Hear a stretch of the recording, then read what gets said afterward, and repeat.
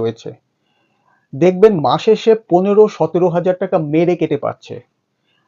আপনি নিজেকে প্রশ্ন করুন তো, আপনি কোম্পানি কত দিল সেটা নিয়ে আহামরি নাচ করবেন, নাকি নিজে হাতে কত টাকা পেলেন এই 17 হাজার টাকা দিয়ে আপনি খাবেন কি, ইলেকট্রিক বিল দেবেন কি, বাড়ি ভাড়া দেবেন কি? ধরে নিলাম আপনি কোনো একটা গ্রামগঞ্জ বা কোনো একটা জায়গা থেকে এখানে চাকরি করতে এলেন, যেখানেই যান আপনি কিভাবে চলবেন?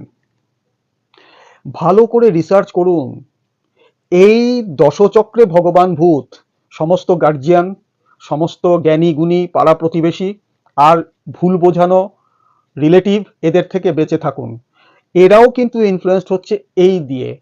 কোম্পানি এখন আর তেমন পয়সা খরচ করে না সেলিব্রিটির পেছনে, তার বদলে এই ইনফ্লুয়েন্সারদের, যারা OTT platform YouTube, Facebook, Twitter, Instagram, এদেরকে ধরছে, ধরে যাদের ফলোয়ার বেশি তাদেরকে পেমেন্ট দিয়ে এমন সব স্ট্যাটিস্টিক্স তুলে ধরছে যাতে আপনারা মিসলিড হচ্ছেন। সেই 15-17 হাজার টাকা দিয়ে সংসার